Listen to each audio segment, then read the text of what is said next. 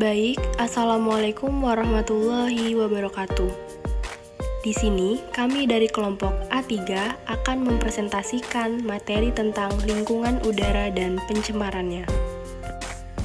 Kelompok 3 yang beranggotakan Anggun Veronica dengan NPM 1911090012 selaku moderator, Dian Novita Sari 1911090191 selaku pemateri pertama, Hernando Prasetya dengan NPM 1911090197 sebagai pemateri kedua. Pada materi lingkungan udara dan pencemarannya, kami akan membahas 6 subbab. Yang pertama, pengertian lingkungan udara. Yang kedua, pengertian pencemaran. Yang ketiga, macam-macam pencemaran udara. Yang keempat, penyebab terjadinya pencemaran udara. Yang kelima, upaya mengatasi pencemaran udara. Yang keenam, hadis yang berhubungan dengan pencemaran udara. Baik, langsung saja kepada submateri yang pertama sampai ketiga akan dibawakan langsung oleh teman saya yaitu Dian Novita Sari.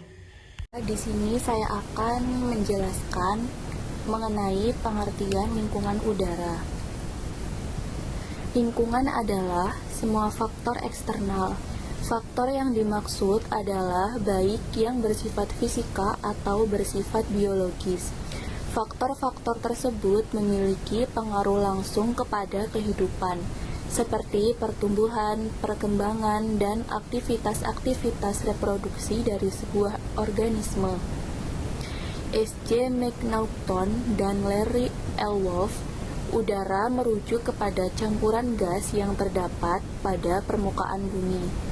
Udara tidak tampak mata, tidak berbau, dan tidak ada rasanya.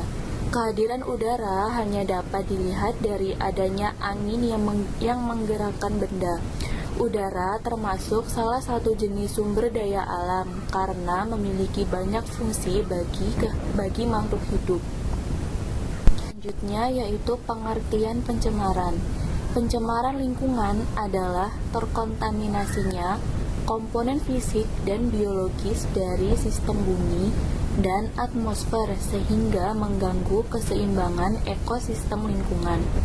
Pencemaran udara adalah masuk dan bercampurnya unsur-unsur berbahaya ke dalam atmosfer sehingga memunculkan polusi udara. Kemudian, macam-macam pencemaran udara. Yang pertama, karbon monoksida. Karbon monoksida atau CO merupakan suatu gas yang tidak berwarna, tidak berbau, dan tidak berasa. Gas ini biasanya berasal dari pembakaran bahan bakar fosil dengan udara, berupa gas buangan. Yang kedua, sulfur oksida. Sulfur oksida atau yang disebut dengan SOX merupakan gas yang terdiri dari penggabungan SO2 dan SO3. Kedua gas tersebut memiliki sifat yang berbeda. SO2 memiliki sifat tidak mudah terbakar, sedangkan SO3 memiliki sifat yang reaktif. Gas ini biasanya tercipta karena adanya pembakaran batu arang, minyak bakar, gas, kayu, dan sebagainya. Dan yang ketiga, nitrogen oksida. Sama dengan sulfur oksida, nitrogen oksida juga dikenal dengan sebutan NOx. Artinya gas ini mengandung dua komponen. Selanjutnya, submateri yang keempat sampai keenam akan disampaikan oleh pemateri kedua yaitu Hernando Prasetya. Penyebab terjadinya pencemaran udara.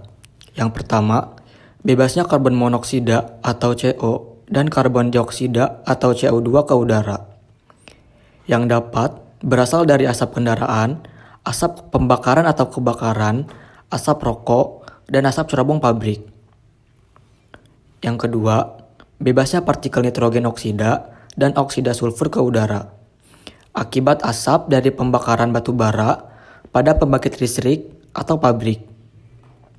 Yang ketiga, adanya asap vulkanik dari aktivitas letusan gunung berapi, sehingga dapat menebarkan partikel-partikel debu ke udara.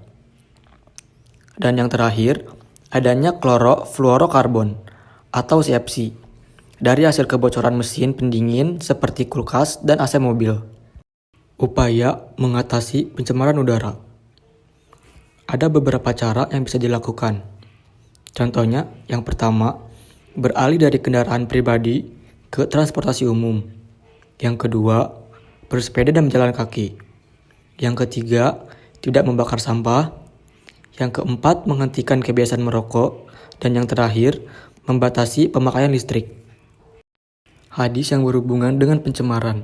Salah satunya terdapat dalam surah Asy-Syu'ara 26:183 yang artinya, dan janganlah kamu merugikan manusia pada hak-haknya, dan janganlah kamu membuat kerusakan di bumi.